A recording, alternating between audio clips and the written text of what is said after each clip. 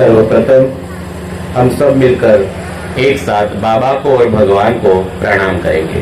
भगवान बाबा हनुमान जी को प्रणाम।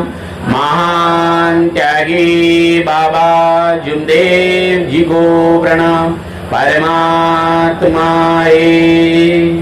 भगवत प्राप्ति के लिए निष्काम कर्म योग साधने के लिए परम पूज्य परमात्मा एक सेवक मंडल वर्धमान नगर नागपुर की ओर से बाबा के आदेश अनुसार आज एक भगवान का 9वां हवन कार्य आदरणीय मेश्राम दादा इनके निवास स्थान में संपन्न हुआ और उस उपलक्ष्य में एक भगवान की चर्चा बैठक यहाँ पे शुरुआत है।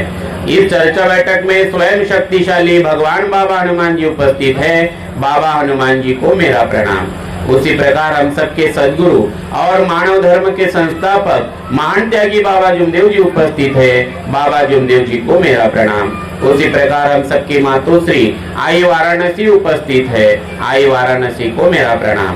उसी प्रकार मंच पे उपस्थित आज के चर्चा बैठक के अध्यक्ष महोदय मंडल के मार्गदर्शक आदरणीय पाल भाऊ को मेरा नमस्कार। उसी प्रकार मंच पे उपस्थित परम पूज्य परमात्मा एक सेवक मंडल के माजी संचालक मंडल के मार्गदर्शक आदरणीय प्रकाश जी शाहू भाऊ को मेरा नमस्कार। उसी प्रकार मंच पे उपस्थित मंडल के मार्गदर्शक आदरणीय हरिंकेड़े भाऊ को मेरा नमस्कार। मंच पे उपस्थित आदरणीय विजय भाऊ को आदरणीय विजय भाऊ को मेरा नमस्कार। उसी प्रकार मंच पे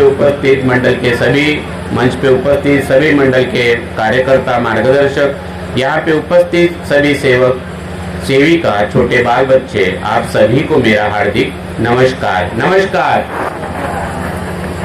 बहुत भाग्य की बात है कि मेश्राम जी के यहाँ पे 9 हवन हुए और उनके किए हुए कर्म का फल देखो, प्रकाश देखो, उनके आत्मबल का प्रकाश देखो कि आज हमें ये भगवान की चर्चा बैठक मिली जहाँ बाबा हनुमान जी उपस्थित है, जहाँ हमारे सदगुरु उपस्थित है, मातोश्री उपस्थित है और उनके छत्र छाया में यहाँ पे हम सब लोग बैठे हैं और यही आत्मबल है, कितने लोगों के काम आ सकता है।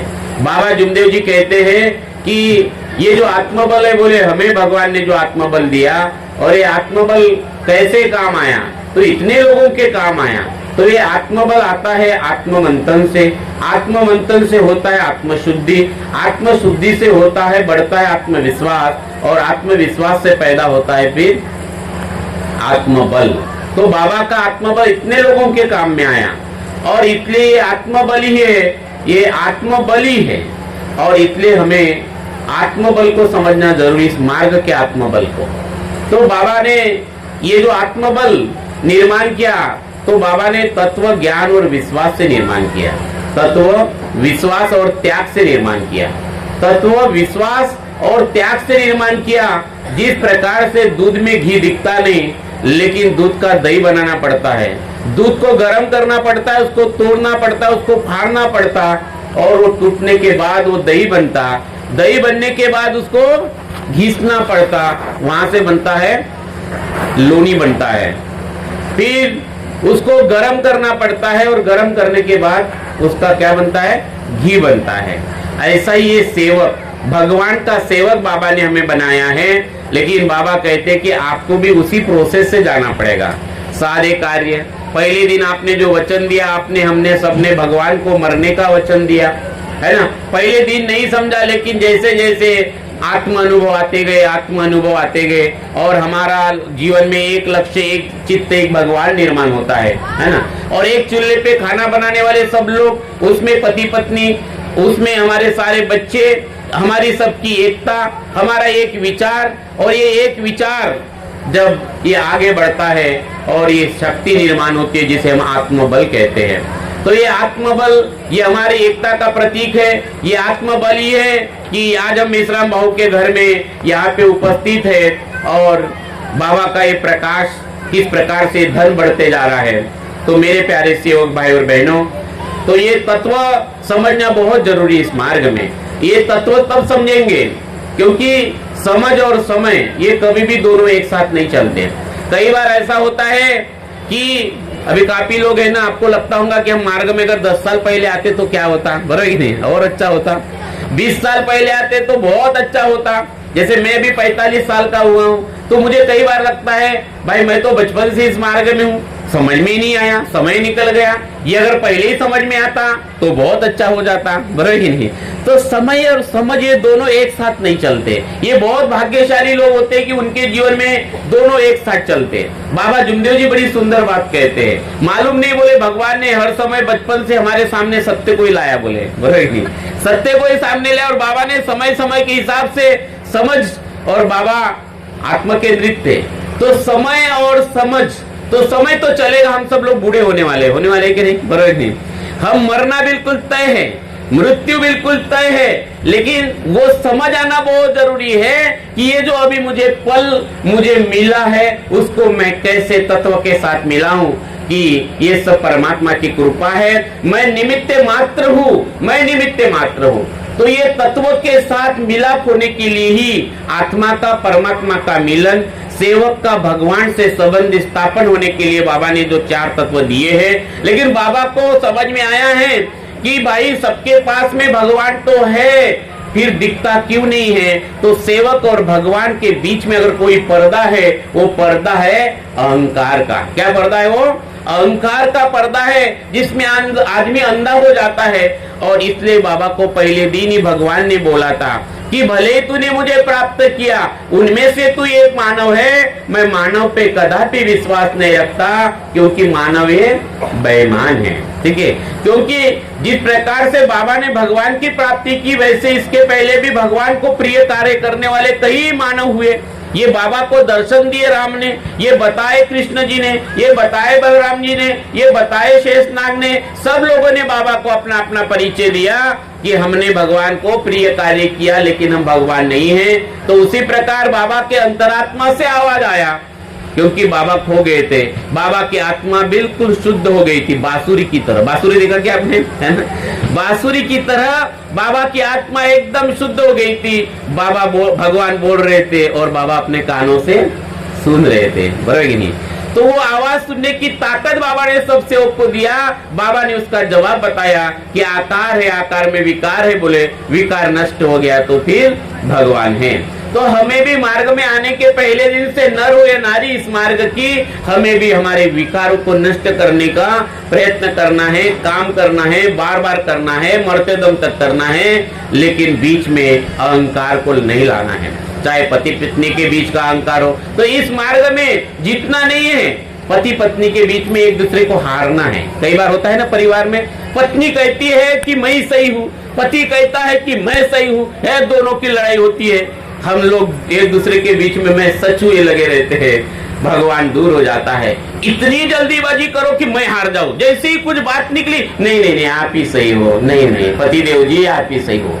पतिदेव ने पहले होड़ लगना चाहिए, पहले बोलना चाहिए, नहीं पत्नी देवी आप ही सही हो, बराबर। इतनी जल्दबाजी होना चाहिए। लेकिन यहाँ जल्दबाजी कौन सी होती है? मैं तो सिद्ध करके दिखाऊंगा कि मेरी सास की ऐसी की वैसी, बराबर। तो ये जो है जिद, इससे मरना है हमको, ये जिद से मरना है। ये जिद करने का मार्ग नहीं है, ये मरने का मार्ग है। मरो मरो सब कोई कहे, मरना न जाने कोई, एक बार ऐसा मरना है कि फिर मरना न होई। तो पहले दिन जो वचन दिया, उस वचन को समझना है, उसी का घी बनाना है, बार बार मंथन करना है, बार बार मंथन करना है। ये मंथन ही आत्मशुद्धि देगा, ये मंथन ही आत्मविश्वास बढ़ाएगा, ये मंथन ही आत्मबल पैदा करेगा। और आपका आत्मबल आपके काम में आएगा, अभी काम में आएगा, मरते समय काम में आएगा, मरने के बाद भी काम में आएगा, है ना? ये जीवन है, इसी को बाबा का सेवक कहते हैं। और बाबा कहते हैं कि ऐसे सेवक उंगली पे गिनने वाले रहेंगे, बोले 1 2 3 4, बराबर कि नहीं? अभी आपको डिसाइड करना है, और बाबा को सबकी आत्मा से टच है बाबा का, लेकिन आपको अभी तय करना है कि मुझे उंगली पर गिनने वाला बाबा का सेवक बनना है कि भीड़ बनना है, बराबर कि नहीं? इस भीड़ में जाना है। भीड़ तो बहुत है, इतने लाख सेवक हो गए, बराबर कि लाखों है। ये आपको तय करना है, अभी परिवार में हो या सेवकों में हो। तो मेरे प्यारे सेवक भाई बहनों, हमें इस सत्य को समझना है। बाबा ने बड़ी सुंदरता से इस मार्ग को संसार के सामने रखा है, भगवान को संसार के सामने रखा है, जो नर नारी में देखा है, जो प्रकाश बाबा ने देखा पूरे ब्रह्मांड में एक आग के रूप में, एक आग में जो पूरा ब्रह्मांड देखा, उसी ब्रह्मांड को, उसी प्रकाश को बाबा ने हर नर नारी में देखा। और इसलिए बाबा जुमदेव जी कहते थे, जब भी ऐसे सेवक आते थे बाबा कहते थे भगवत कृपा खड़ी है, सब सेवक प्रणाम करे। तो बाबा को कौन दिखता था सब में? भगवान दिखता था, बराबर कि नहीं? हमें क्या दिखता है? तो इसकी शुरुआत हमें खुद से करना है। तो जो तत्वों को पकड़ेगा, जो चार तत्वों को पकड़ेगा, उसको अपने आप में भगवान दिखेगा, संसार नहीं दिखेगा। संसार में होके भी भगवान दिखेगा, संसार के काम होते रहेंगे, मर्जी भगवान की चलेगी और आपका जीवन इच्छा अनुसार भोजन, आपकी इच्छा और परमात्मा की इच्छा एक हो जाएगी, है ना, एक हो जाएगी। जैसे मंगरली गांव में बाबा को दूध का चाय होना था, रात के 12 बज गए थे, बछड़े ने भैंस का दूध पी लिया था, लेकिन बाबा कहते हैं कि बाबा को दूध की चाय चाहिए। वो गवली कहता है, बाबा हमारा अनुभव है कि एक बार अगर बछड़े ने भैंस का दूध पिया तो वो भैंस दूध नहीं देती, और बछड़ा तो घूम रहा है, बछड़े ने दूध पी लिया। बाबा बोले हमें नहीं मालूम, हमें नहीं मालूम, बराबर नहीं, हमें नहीं मालूम, हमें दूध का चाय चाहिए। वो सेवक कहता है बाबा हमें आप मार्गदर्शन करो, है ना। ऐसे अगर आपके जीवन में सारे दरवाजे बंद हो जाए और बाबा के आत्मा का टच हर सेवक के आत्मा से है, तो हमारे भी हाथ ऐसे जुड़ जाना चाहिए। कोई सेवक भाव बोल रहे थे, है ना, श्याहू जी ने मार्गदर्शन किया कि आत्मा ही परमात्मा है और भगवान बाबा हमारे सुनते हैं, बाबा हमारे पास में है। वैसे ही वो सेवक ने, गवली सेवक ने बाबा को विनंती किया, बाबा ने बताया कि भगवान के सामने जोत लगाओ और भगवान को कहो कि बाबा को दूध की चाय चाहिए। अभी वो बाबा को होना था मतलब भगवान को चाय होना था, भगवान को होना था मतलब बाबा को होना था। क्यों? तो बाबा का धड़ भगवान का सिर, भगवान का सिर बाबा का धड़, बाबा और भगवान एक हो गए थे, बराबर नहीं। और इस प्रकार से भैंस ने 1 लीटर दूध दिया। कहने का मतलब ये है इच्छा अनुसार भोजन, ये तुम्हारी पसंद नहीं, बराबर नहीं, ये तुम्हारी पसंद नहीं। इसलिए पहले 2 तत्वों को समझना बहुत जरूरी है, परमात्मा को और मर्यादा भगवत नाम पर। और ये 2 तत्वों को समझ आने के लिए, 2 तत्व की समझ आने के लिए, 2 तत्व की समझ आने के लिए सुबह की विनंती जो हमें बताती है बांसुरी की तरह हो जाना, है ना। फिर भगवान फूकेगा और संगीत और बांसुरी बजेगी, बजेगी। फिर जीवन उत्सव बन जाएगा, हर पल भगवान के साथ। फिर हसीबो खेलीबो धरीबो ध्यान, अहरनिश कतीबो आत्मज्ञान, खावे पीवे न मन कर भंगा, बाबा बोले रहूं मैं किस संगा, बजेगी। तब पल पल में बाबा की अनुभूति आपको होगी। ये ऐसा अद्भुत तत्व ज्ञान है इस मार्ग का, ये तत्वों को समझना बहुत जरूरी है। और इसलिए फिर आपके शब्द दिमाग लगाने की जरूरत नहीं, जिसके पास तत्व है फिर धीरे धीरे धीरे धीरे भगवान के गुण आपके अंदर में अंकुरित होना चालू हो जाएंगे। आभूषण, जैसे हमारे माता बहना के आभूषण है, गहने आपने पहने सोने के ना, तो आप कितने सुंदर दिखते हो। तो आत्मा के गहने हैं सत्यमयता प्रेम, आप इतने सुंदर मनुष्य बनोगे जब भगवान के गुण आप धीरे धीरे अंकुरित हो जाएंगे। वो 3 गुण हैं, तो ये 3 कदम है। बाबा जुमदेव जी कहते हैं ये 3 कदम है जो भगवान ने वामन अवतार लेके जो बड़ी राजा को जो 3 कदम मांगे थे संसार में, 3 कदम जगह दो बोले हमको, बराबर। वो 3 कदम जगह और कोई नहीं बोले, वो 3 कदम जगह कौन सी है? सत्यमयता प्रेम। बड़ी राजा को भगवान ने वामन अवतार लेके 3 कदम जगह मांगी और बाबा ने भी ढोक गांव में भगवान ने बाबा के मुख कमल से क्या मांगा? सत्य मर्यादा प्रेम ही मांगा, बराबर नहीं। उस समय उसको भस्म करने के लिए मांगा, लेकिन यहाँ पे भगवान ने रोते हुए मांगा। बाबा मार्गदर्शन करते करते धोप गांव में अचानक रोने लगे, बाबा रोने लगे, सेवक भी रोने लगे। सेवक कहने लगे कि बाबा आप क्यों रो रहे हैं? बाबा कहते हैं कि मैं नहीं रो रहा हूँ, भगवान रो रहा है, भगवान को सत्य मर्यादा प्रेम की भीख दो, है ना। वो 3 कदम वो बड़ी राजा को जमीन में घुसा दिया और हमारे जैसे अहंकारी सेवक के सामने भगवान रो रहे हैं कि भगवान को क्या दो? सत्य मर्यादा प्रेम दो। कितनी बड़ी बात है, कितनी बड़ी भाग्य की बात है, भगवान रो रहा है, बराबर नहीं। आप समझो तो जैसे आप अपने मकान के लिए पूरी जिद में लगे हुए हो, इस साल तो मैं मकान बांधूंगा यानी बांधूंगा, कुछ भी हो जाए, बराबर बोलते हैं ना, इस बार तो ये करूंगा, इस बार तो वो करूंगा। ये करूंगा वो करूंगा, थोड़ा थोड़ा बाबा जिसके लिए रोए हैं तभी एकांत में बैठो और बाबा के साथ रोते हुए बोलो, बाबा मुझे इतनी सद्बुद्धि दो कि मेरा हृदय सत्य स्वरूप, मर्यादा स्वरूप, प्रेम स्वरूप हो। क्योंकि आप संसार की कितनी भी चीजें मांग लो, हृदय में कितनी भी चीजों को बसा लो, चाहे पद को बसा लो, धन को बसा लो, सोना गहना सब बसा लो, आत्मा तृप्त नहीं होगा। क्योंकि जो हृदय बना है ये सोने के लिए नहीं, ये धन के लिए नहीं, ये पद के लिए नहीं, इसकी ये जगह नहीं है। हृदय बना है सिर्फ भगवान के लिए, हृदय में जगह हो सिर्फ परमात्मा के लिए। और इसलिए हृदय में रहेगा या तो शैतान या तो भगवान। और बाबा कहते हैं जहाँ शैतान है वहाँ भगवान नहीं, जहाँ भगवान है वहाँ शैतान नहीं। और ये शैतान कुछ और कुछ नहीं, ये हमारा अहंकार है। और इसलिए मेरे प्यारे सेवक भाई बहनों, इस सत्य को हमें समझना है। तो शब्द ही भगवान है और ये तीन गुण है, अद्भुत सत्य, मर्यादा और प्रेम। और इसलिए जब भी आप कभी भगवान के साथ बैठे हो तो मांगने की आदत छोड़ दो ज्यादा, भगवान के साथ एक हो जाओ। जैसे मेरे संबंध शाहू साहब से अच्छे हैं, हरिंगेड़ी जी से अच्छे हैं, तो मुझे कोई चिंता नहीं। मैं मेट्रो में बैठ जाता हूँ, मेट्रो स्टेशन में गाड़ी की व्यवस्था हो जाती है, बरेक मांगना नहीं पड़ता फिर, बरेक नहीं। तो जिनके पास जो होगा वो आपको मिल जाएगा। और भगवान तो सर्वे सर्वा है, आप भगवान के बन जाओ, फिर आपको मांगना नहीं पड़ेगा। वो उसकी चिंता हो। जैसे बच्चा होता है, मुरा टूरा बच्चा नहीं, क्या सीधा साधा बच्चा, तो चिंता, और एक चतुर बच्चा है और एक सीधा साधा बच्चा है, तो माँ बाप को किसकी चिंता होती है? चतुर बच्चे की होती है कि सीधे साधे बच्चे की होती है ना? बोले मेरा सीधा साधा बच्चा, इसकी बड़ी चिंता है। वैसे ही परमात्मा है, तुम समर्पित हो जाओ, है ना, तुम मर जाओ, उसके बन जाओ, चिंता परमात्मा की होती है, बरोबर नहीं?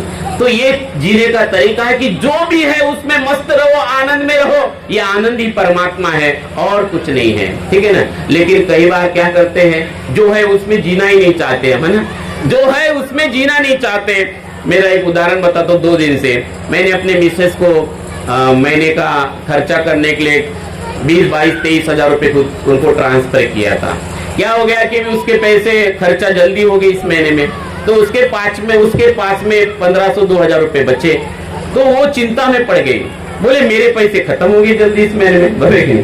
बोले, मैंने बोला क्या हुआ? तो बोले मेरे उनको बोला था खर्च होंगे तो हम और आपको भेज देंगे। तो बोले पहले पैसे भेजो। मैंने बोला अभी कितने हैं? तो बोले अभी 1500, 2000 रुपया है अभी पड़े। तो मैं बोला जो है उसका तो आनंद लो, आप चिंता में पड़े हो कि कल क्या होगा। आज तो अच्छे से जी लो, इस पल को तो अच्छे से जी लो, बराबर कि नहीं? आज जी लो, पूरा जी लो, एक पल आज हम पूरे आनंद में जी लेंगे, अगला पल भी आनंद ही बनाएगा। जो हम बोएंगे वही हम काटेंगे, बराबर? आनंद बोएंगे तो क्या आप काटेंगे? आनंद ही काटेंगे। तो दृष्टि को थोड़ा बदलना पड़ेगा हमें। आप झोपड़ी में हो तो आनंद लो, बढ़िया, बराबर? पूरा आनंद लो कि आप महल में रहते हो। छोटी सी कार हो तो कार में लो, नई कार है तो 2 व्हीलर में लो, जहां बैठे हो आनंद लो। आपके विचार तो अच्छे करो। एक ट्रेन में एक आदमी जा रहा था, उसको बहुत भूख लगी थी, उसके पास पैसे नहीं थे, तो उन्होंने नाटक किया और नाटक करते हुए उन्होंने खाना चालू किया, ऐसे खाना चालू किया। किसी बंदे ने पूछा तू क्या कर रहा है? बोले खाना खा रहा हूँ। बोले खाने में क्या खा रहा है? तो बोले मैं चटनी और भाकर खा रहा हूँ। अरे मूर्ख, बोले खाना ही खाना है तो पंच पकवान खाना, ऐसे नाटक भी करना है तो क्यों चटनी? सोच ही सकता है तो अच्छा तो सोच। तो तुम्हारी गरीबी है, तुम्हारे जो भी है, कुछ भी नहीं है, भगवान तुम्हारे पास है, फिर भी धन्यवाद दो। भगवान मेरा जेब खाली है लेकिन तू मेरे हृदय में है, मैं आपका बहुत भाग्यशाली हूँ। बरं, ये मार्ग उसी का है, ये मार्ग को वही समझ सकता है। नहीं तो हम रोते झगड़ा करते पति पत्नी, बरं कि नहीं, तुम्हारे कारण ऐसा हुआ, तुम्हारे कारण ऐसा हुआ। भगवान तुरंत दूर हो जाता है। मेरे प्यारे सेवक भाई बहनों, ये समझाइए, ये जब हम ऐसा करेंगे हमारे बच्चे भी वैसे ही करेंगे, है ना? नहीं तो बच्चे हैं, बच्चों को समझना बहुत जरूरी है कि माता सरस्वती ने बाबा जुमदेव जी को जन्म दिया, बरं नहीं, तो बाबा जैसे बुद्ध पुरुष को वो माता ने जन्म दिया, वैसे ही ये सारे बच्चे जो है ये बिल्कुल बांसुरी की तरह है। आप उनको जो जान फूकेंगे, जो दृष्टिपूर्ण फूकेंगे, वैसा ही वो बच्चे बनेंगे। ये जो छोटे छोटे बच्चे, ये हमारे मानव धर्म की शान है। चाहे वो हमारी छोटी बच्ची हो या बच्चा हो, ये मानव धर्म की शान है। ये है बाबा के सपना साकार, जो बाबा ने कहा कि सत्य खड़ा हो चुका है। तो बच्चे को ये बार बार आप बैठक में जाओ, आप वो करो जो आप अपने बच्चों से चाहते हो, बराबर कि नहीं। आप जो बच्चों से चाहते हो, आपको लगता है कि मेरे बच्चे आदर पूर्ण बने, आदर करे, तो आप भी बच्चों का आदर करो, बराबर कि नहीं। उम्र की 7 साल को तो आप वो ऐसा देखो जैसे वो भगवान ही है। उम्र की 7 साल तक इस संसार में हर आदमी हर 7 साल में चेंज होता है। उसके सेल्स, उसके ब्लड, उसका दिमाग, पूरा बॉडी स्ट्रक्चर चेंज हो जाता है। आदमी एक ही बार नहीं बदलता, आदमी हर 7 साल में पूरा का पूरा बदलता। ये मैं नहीं बोलता है, विज्ञान बोलता है, क्योंकि मानव धर्म में ये विज्ञान और अध्यात्म का मिलन है। इसलिए बाबा जुमदेव जी ने अपने बेटे को बाबा नहीं बनाया, क्या बनाया? साइंटिस्ट बनाया, बराबर नहीं। तो समझिए आप, ये अज्ञात अध्यात्म और विज्ञान का मिलन है। तो 7 साल तक बच्चों को सिर्फ भगवान के रूप में देखो, न मारना न पिटना, उसकी लीला को देखो कि भगवान की लीला है, और बच्चे वैसे ही भगवान का रूप होते हैं। 7 साल के 14 साल तक फिर उसको आकार दो, सुंदर आकार दो, डांटो भी, मारो भी, ये आपको करना है उम्र की 14 साल तक, 7 से 14 साल तक। वहां से 7 से 21 साल तक फिर आपको आपके बच्चे का और बच्ची का दोस्त बनना है। ऐसा दोस्त बनना है कि बाहर कोई भी घटना हो, क्योंकि मार्केट में बहुत सारे गिदड़ बैठे हुए हैं। आपको अपने बच्चे को सुरक्षित रखना है, उनको आप अपने दोस्त बनाओ, और दोस्त बनेंगे वो सारी घटनाएं आपके साथ में चर्चा करेंगे। लेकिन इस सारे क्रिया में आपको प्रार्थना करना है, आपको चर्चा बैठक में जाना है। आप जो करेंगे वो बच्चे करेंगे। मैं एक घर में गया था तो मैंने नमस्कार किया, वो अपने बच्ची को ऐसे बोल रहे थे, अरे धांडे जी के साथ नमस्कार करो, वो बोले मैं नहीं करती, ये बोले हाँ नमस्कार, बोले मैंने बोला भाई तुम नमस्कार कर लो तो बहुत है, बरोबर है। ये तुम्हें देखते देखते अपने आप नमस्कार कर लेंगी, बरोबर है कि नहीं। तुम नमस्कार करना सीख लो, वो सीख जाएगी, बरोबर है कि नहीं। तो नमस्कार हमें करना है, ये बच्चे अपने आप सीख जाएंगे, आप सीख जाएंगे। और आप जो देखेंगे, जैसे आप अंतर्मुखी बन जाएंगे, बच्चे भी अंतर्मुखी। लेकिन बच्चे आपको देखेंगे, मेरी माँ तो मेरे पिताजी के साथ साड़ी के लिए झगड़ा करती है, क्या के लिए? बहुत दिन हो गए तुमने तो साड़ी नहीं खरीद की थी। तो फिर बच्ची को लगता है आनंद तो साड़ी में है, आनंद तो धन में है, आनंद तो मकान में है।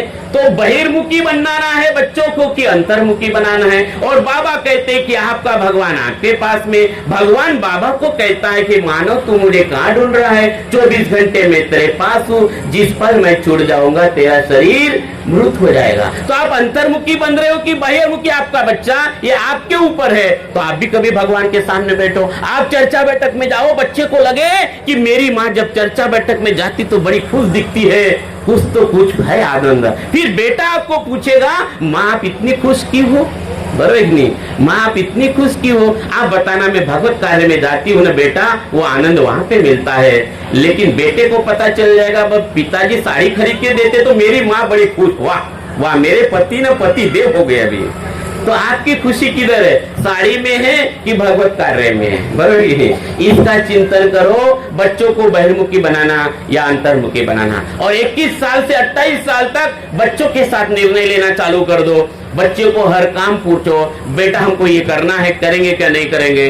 और 25 साल तक तो निर्णय आप ही लो बच्चों के साथ में, डिसीजन आप लो। और 25, 26, 28 साल के बाद ये संसार का अद्भुत बच्चा बनेगा, जो बाबा कहते कि देश में सत्य खड़ा हो चुका है। सत्युग आने वाला नहीं है, सत्य खड़ा हो चुका है, बाबा के शब्द है, सत्य खड़ा हो चुका है। उस सत्य को समझने वाली ये हमारी नई पीढ़ी, जो बाबा ने भवन में मांगा था, एक व्यक्ति हमें दे दो, बोले हम उसे युग पुरुष मां बनाएंगे, बोले ना युग पुरुष बना देंगे। तो उस समय हमने सारे कार्य भी किए थे। और बाबा के शब्द खाली नहीं जाएंगे, ऐसे कई युग पुरुष बनेंगे। ये जो नई पीढ़ी है इनको आपको बनाना है। क्योंकि मैं इसलिए बोल रहा हूँ क्योंकि बाबा ने उस समय किसी की तरफ उंगली नहीं दिखाया। कई अच्छे लोग बाबा के साथ रहते थे, है ना, बोलो, लेकिन बाबा ने नहीं, बाबा आ जाओ, तू मेरे साथ बैठता है ना रोज, तू तेरे को युग पुरुष बनाता हो, ऐसा नहीं बोला बाबा ने, बराबर कि नहीं। तो आप समझ जाइए। तो यहाँ कचरा ही बहुत ज्यादा आया है ना, अभी भी बहुत कचरा है, कचरा कम नहीं है, एक साथ दूसरे टनों से भरा हुआ है। क्योंकि हमें काम करते नहीं, विकारों से मुक्त होने के लिए हमें काम करना है, बार बार काम करना है। तो मेरे प्यारे सेवक भाई बहनों, आनंद लो, बढ़िया आनंद में रहो, बढ़िया। जो बाबा का सपना था कि मेरे सेवक आनंद में रहे, तो आनंद तुम्हारा भगवान से संबंधित होने में है। आनंद हमारा इस जीवन के उद्देश्य को पकड़ने में है तो हसी बो खेली बो धरी बो ध्यान अहर नित कति बो आत्मज्ञान खावे पीवे न मन कर भंगा बाबा बोले रहू मैं किस संगा। तो इस प्रकार से 4 तत्व और 3 शब्द को हमें पकड़ना है। 5 नियम अपने आप ढाल बन जाएंगे। ये 5 नियम हमारा सुरक्षा कवच है। 5 नियम सुरक्षा कवच फिर आपको भगवान को गृहस्थी ऊपर उठाने के लिए, है ना, मानव जीवन के अनेक उद्देश्य सफल करने के लिए जिसे मांगने की जरूरत नहीं पड़ेगी तो भगवान खुद बोलेगा इच्छा अनुसार भोजन। तो मेरे प्यारे सेवक भाई बहनों, इस सत्य को समझना है और यही सबसे बड़ा धर्म है। सत्य समान धर्म नहीं, प्रेम सम पंथ नहीं, जाके हृदय सत्य ताके हृदय आप है। तो सत्य मर्यादा प्रेम स्वरूप हो जाना है और यही धर्म का सबसे बड़ी ताकत है। ये डिग्री है, ये बहुत बड़ी पीएचडी है ना। तो बाबा हमें क्या चाहिए? हमें वेद पुराण नहीं चाहिए, हमें ज्ञान पररस मररस योगी चाहिए। बाबा ने जिस परिश्रुति ज्ञान की बात कही है, भगवान को कभी कुछ मांगना है तो ये ज्ञान मांगे। बच्चों को भी यही बताइए, क्योंकि आप बच्चों का दिमाग खराब होता है, आज माता का दिमाग खराब होता है, हमारे पति का दिमाग खराब होता है। किसी दीदी ने बोला था कि मेरे पति बहुत चिड़चिड़ करते हैं, है ना, फिर वो चिड़चिड़ करते तो आप भी चिड़चिड़ करते होंगे। ये ना कोरोना है, कोरोना बराबर है नहीं, कोरोना होता है ये, है ना। तो एक बार एक को लग गया तो पूरे परिवार को लग जाए। तो यही है कि सबको डूबना है इस आत्मरस में, इस आत्मधन में। तो अपने को दिशा चेंज करना है, ठीक है ना। ऐसा कुछ है तो सिर्फ दिशा चेंज करो, प्यार से करो, प्रेम से करो, आनंद से करो, पति भी बदल जाएगा। ये वैचारिक क्रांति का मार्ग है। शब्द भगवान है, शब्द तोड़ तोड़ के बोलो। ऐसा मत बोलो बार बार कि मेरा पति ने चिड़चिड़ करता है, चिड़चिड़ करता है। भगवान बोलेगा तू तुझ बोलती चिड़चिड़ करता है, अपनी दृष्टि को बदलाओ। हाँ, मेरे भगवान तो देवता के समान है, मेरे पति तो देवता के समान है, मेरी पत्नी तो वाह वाह वाह देवी है, देवी। लेकिन क्या करता है पति अपने, तुझे तो अक्कल नहीं मनते, तेरे को तो अक्कल नहीं, क्या सिखाया तेरे बाप ने तो मालूम नहीं बोलते, बराबर है कि नहीं। पति ऐसा बोलता है और पत्नी ऐसी बोलते, और बाबा क्या बोलते हैं? शक्ति चली गई बोले और व्यक्ति रह गया। बाबा आई को क्या बोलते हैं? बाबा आई को बोलते हैं शक्ति, बोले शक्ति चली गई और व्यक्ति रह गया। बाबा अपने सेविकाओं को क्या बोलते हैं? मेरे मार्ग की सेविका सती अनुसया से कम नहीं बोले। बाबा अपने सेवकों को क्या बोलते हैं? बाबा बोलते इस मार्ग का सेवक किसी देवता से, किसी देवी देवता से कम नहीं है बोले। बाबा की दृष्टि देखो सेवक के तरफ देखने से, बराबर नहीं। और हमारी दृष्टि कैसी मेरे प्यारे सेवक भाई बहनों, है ना। तो नजर बदली तो नजारे बदल जाएंगे, किस्त बदली तो किनारे बदल जाएंगे। बस थोड़ी सी नजर को बदलने की जरूरत है।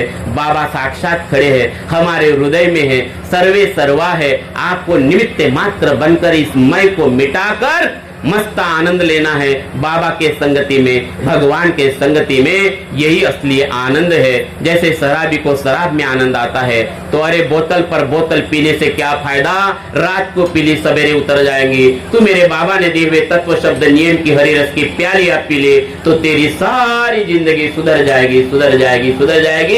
ऐसा माय खाने का तू रस पी। इतना ही बोलकर मैं अपने वाणी को विराम देता हूँ। बहुत बहुत धन्यवाद, नमस्कार। शाहू जी को धन्यवाद देता हूँ और मेसराम जी को भी धन्यवाद देता हूँ कि उनके कारण ये भगवत कृपा का आनंद मुझे मिला है। बहुत बहुत धन्यवाद, नमस्कार, नमस्कार, नमस्कार।